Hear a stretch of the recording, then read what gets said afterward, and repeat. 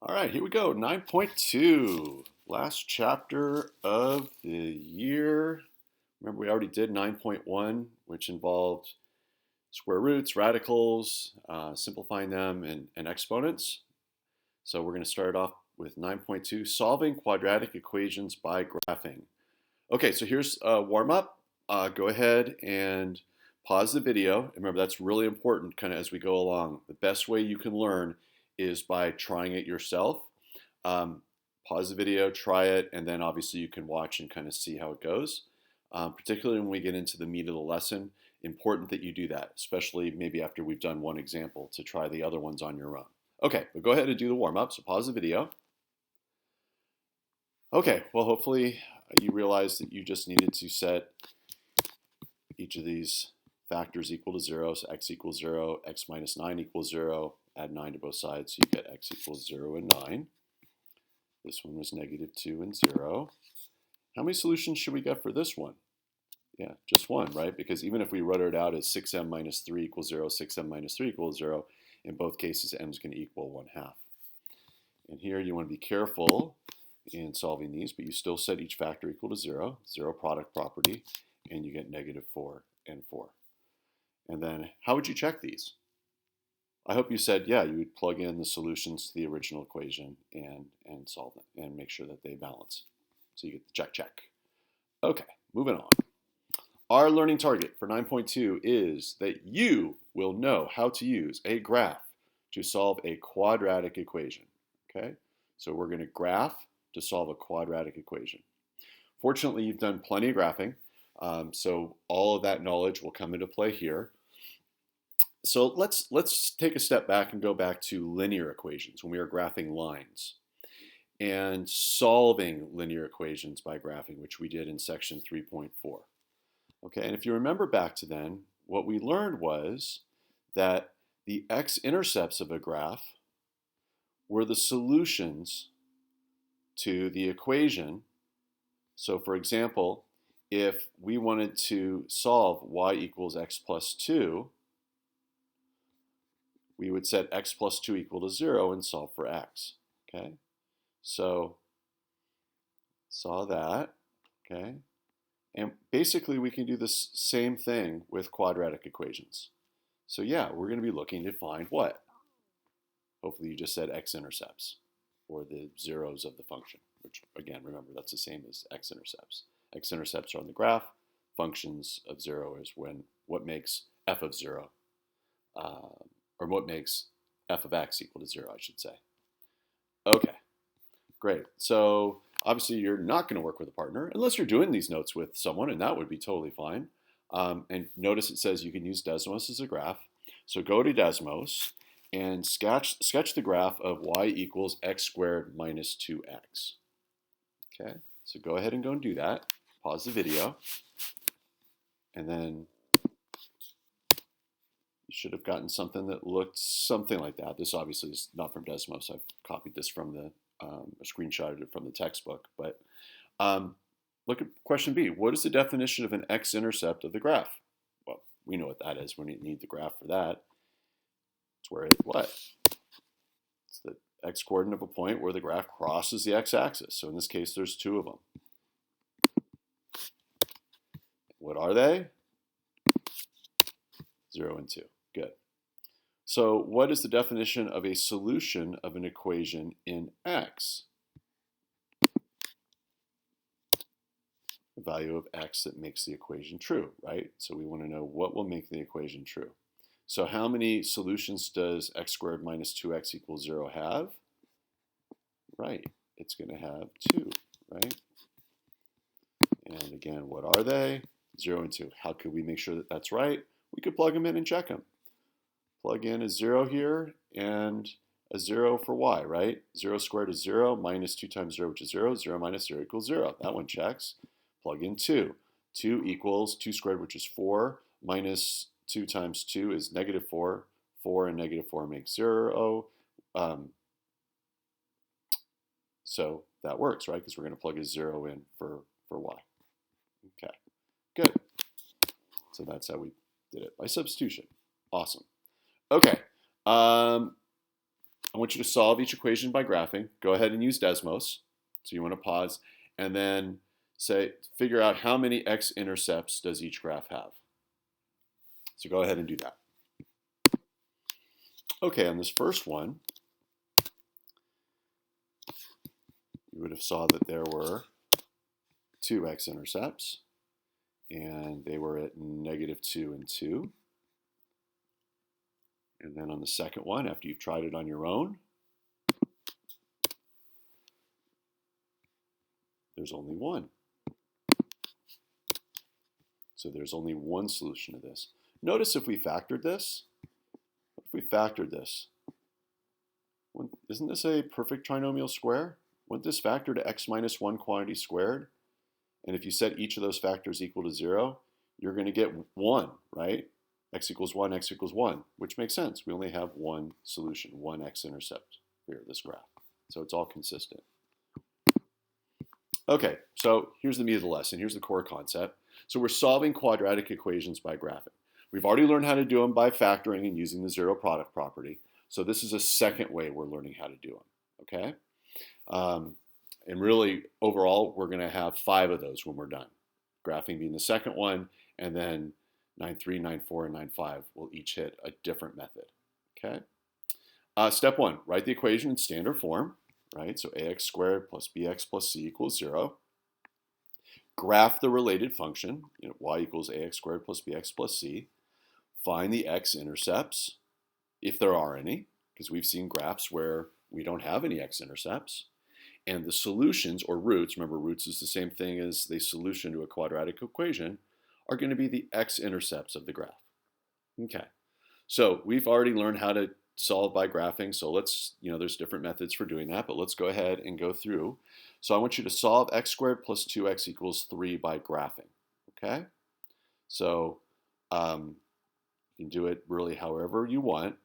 You can see, though, that I'm going to use the x-intercept, the y-intercepts. I'm going to plug in another point, and so forth. Okay, go for it.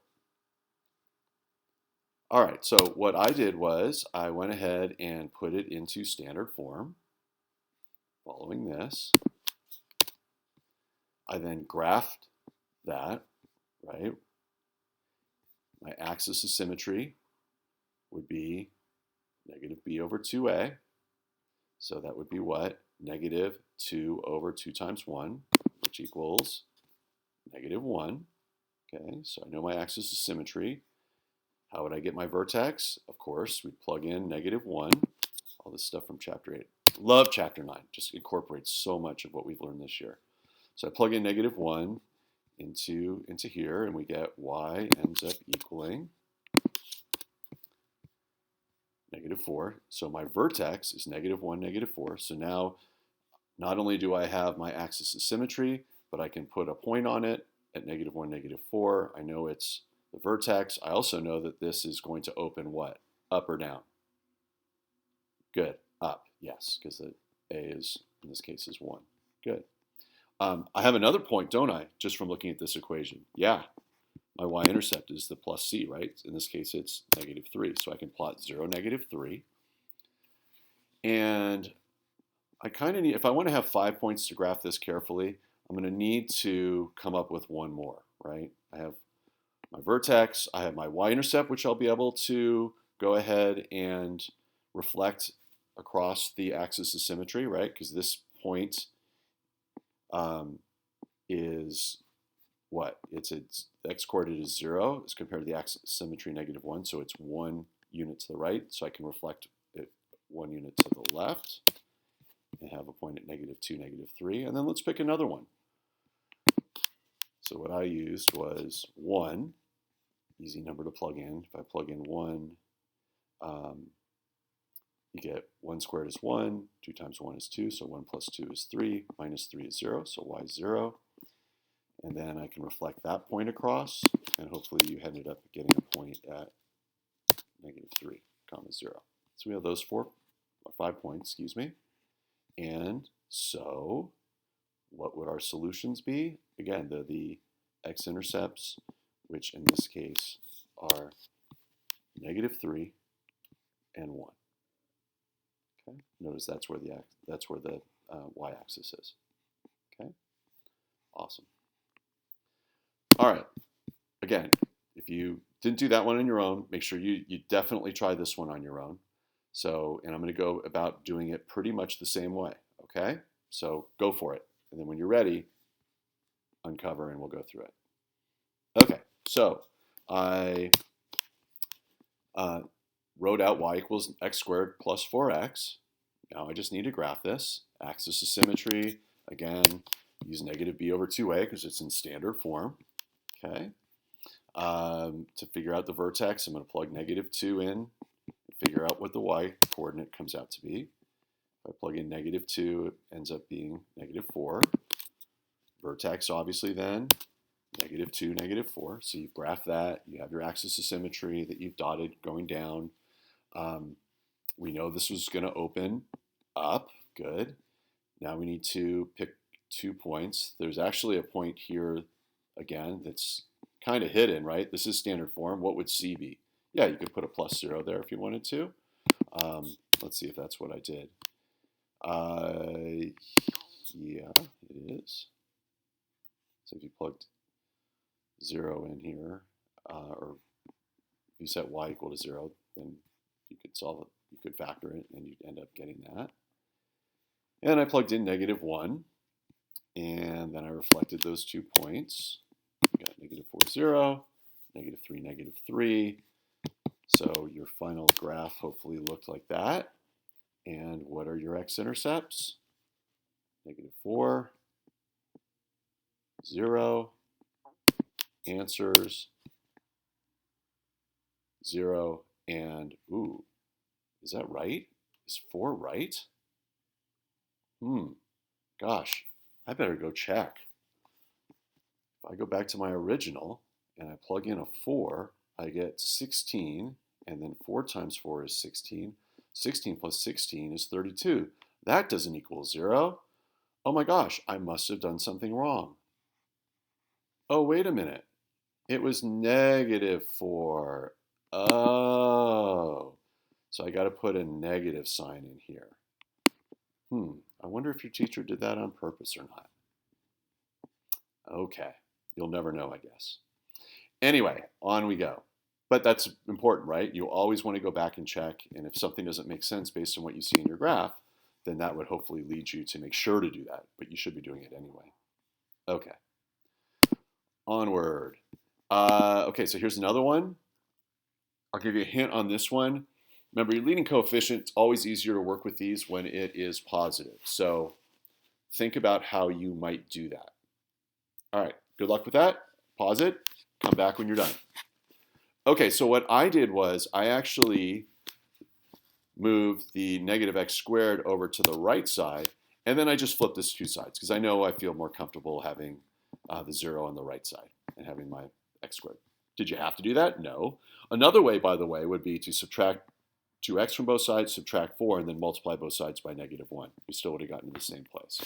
Okay, so we want to graph y equals x squared plus 2x plus 4, and whatever our x-intercepts are going to be our solutions. Okay, so what's our axis of symmetry? Hopefully you use negative b over 2a, and you ended up getting a negative 1, and then you plugged negative 1 in for x, and got y equals 3. So your vertex is negative 1, 3. You plotted that point. Hopefully you also saw that your y-intercept here, because we are in standard form, C is 4. So you have 0, 4. If you have 0, 4, and our axis of symmetry is at x equals negative 1, then obviously our y-intercept is 1 point to the right of the axis of symmetry. So we can plot a point 1 unit to the left, still with a y coordinate of 4. So what's 1 unit to the left of our axis of symmetry of negative 1? It would be at negative 2, comma 4. And then let's pick another point. I plugged in 1, nice and easy to plug in, and ended up getting 7. 1 squared is 1. 2 times 1 is 2. 1 plus 2 plus 4 is 7. Plotted that, and then reflected it, and had negative 3, 7. So I had those 5 points. Again, you can see how this is 2 to the right of the axis of symmetry, 2 to the left, 1 to the right, 1 to the left. Okay? So what's our solutions? Well, it's whatever those are. And maybe on Desmos, if you want to plug that in, you could actually go and then kind of put your pointer on there and figure out exactly what it is. But in this case, hopefully you would see that there would be no x-intercepts. Does it cross the x-axis? Absolutely not. So, no solution. No solution. Okay, I'll be a little honest. I was thinking this was the x-axis. You probably figured that out. Yeah, no one's perfect. That's okay. So yeah, again, you want to be careful. So even if I had thought that and I had plugged in, an approximation for whatever this is, point, I don't know, 0.4, not going to work, obviously. Okay. Onward. Go ahead and solve this one. Okay.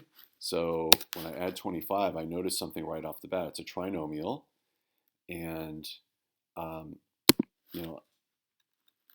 I could see probably right away that this is going to factor in a special way because it's a perfect square trinomial. So that might lead you to kind of having a sense of what the answer should be or how many solutions there should be. But let's go ahead. If we kept going, you could use negative b over 2a, which would be negative 10 over 2 times 1, which ends up getting negative 5. Plug in the negative 5 for x, get 0 for y. So our vertex is negative 5, 0. Our y-intercept, yep, 0 to 25. So not super helpful there, right? That's pretty high on a graph. But anyway, so what did I do instead? Well, I just decided to pick 2 other points. So I plugged in negative 6. Again, trying to find points that are going to fit on my graph. And if I do, I end up getting 1. Reflect that point across the axis of symmetry. Notice that this is 1 to the left of that. So I would end up plotting negative 4, 1. I also picked negative 7. And if I pick negative 7 and plug negative 7 in, I get 4.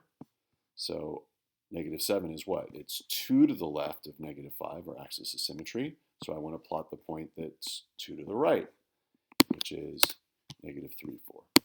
So hopefully you had those points. And what's our x-intercept? Yeah, it's only there at negative 5. Okay? Now you might be becoming a little frustrated. Like you might have realized, oh, well, if the vertex negative 5 is 0, I know I'm only going to hit the x-axis once. It's on the x-axis. And you're right. That's correct. But we just wanted to kind of run through the problem and draw the graph because that's what it said to do. But hopefully that was consistent in your mind as you went through this problem. Okay, so concept summary here is the number of solutions of a quadratic equation. It's going to have 2 solutions, and real just means real number, so a number that's on the number line, when the graph of its related function has 2 x-intercepts. Okay, so that would be an example like back here, right? 2 x-intercepts. Okay. Or we could have a situation like this problem here where there's 1 solution, when there's just 1 x-intercept, which means it's going to be what? A parabola that has a vertex that's on the x-axis. And then the third situation would be there's no solution when there's no x-intercepts, like this problem. Okay, so 3 possibilities. All right, so now we're going to graph this function. And we're going to find the zeros of f. Well, what are the zeros of a function? Exactly. They're the x-intercepts of the graph of the parabola of the function. In other words, it's what you would plug in for x that would make f of x equal to 0. Okay. So again, you could do similar things. So go ahead and pause, try it. So what you can see here is we can kind of get right off the bat the zeros of f are negative 3 and 2, right? They did ask us to graph it, so let's go ahead and graph it. We can see our y-intercept's what? Yep, 0, -6.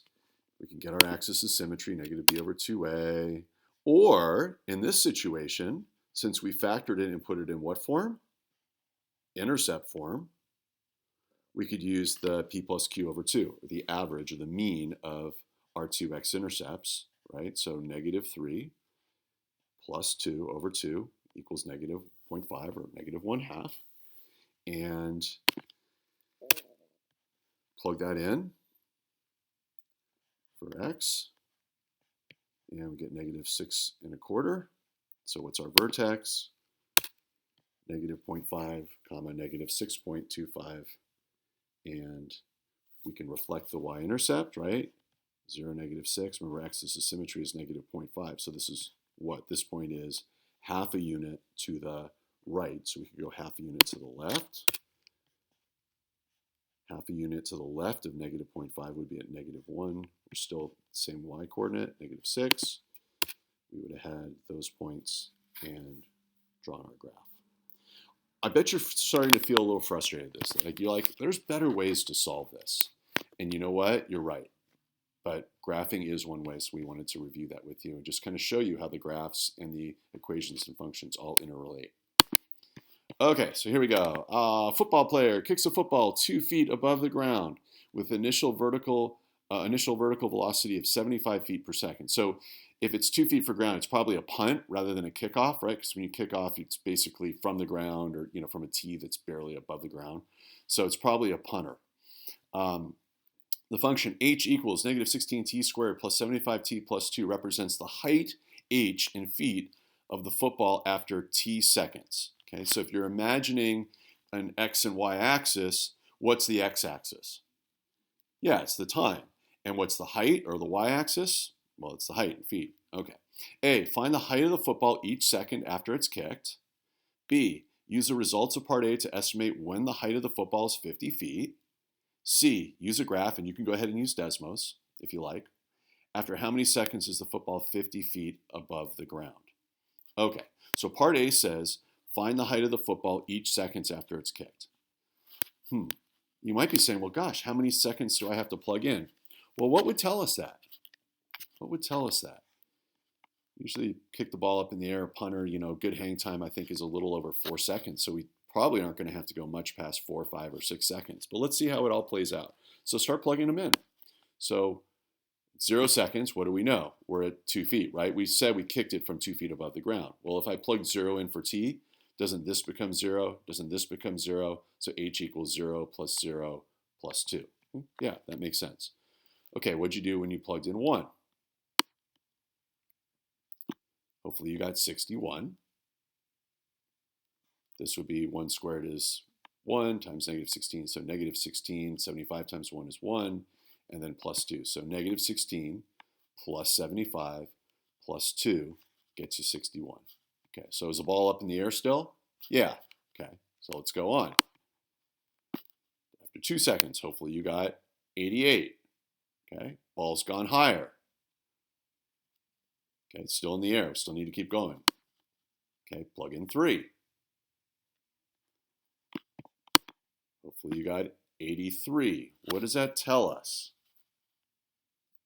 Hopefully you're saying the ball is starting to come down. Okay, but it's still in the air, so let's go to 4. 46. Ball coming down, but still in the air. Got to keep going.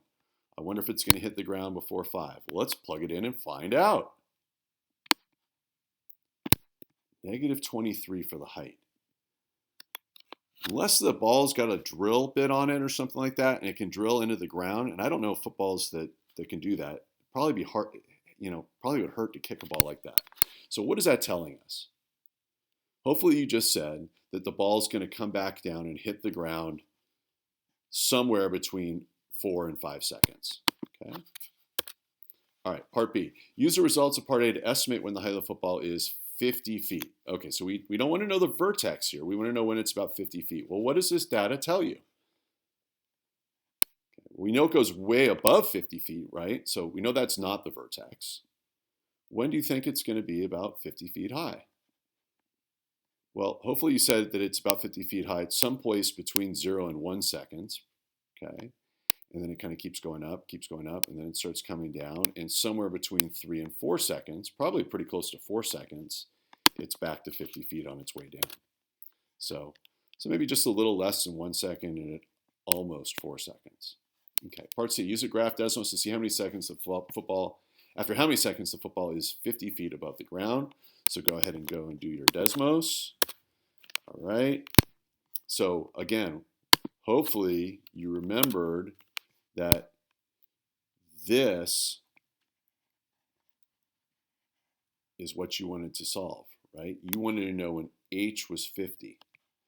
So that would mean we want to have, subtract 50, so we would have this equation, right?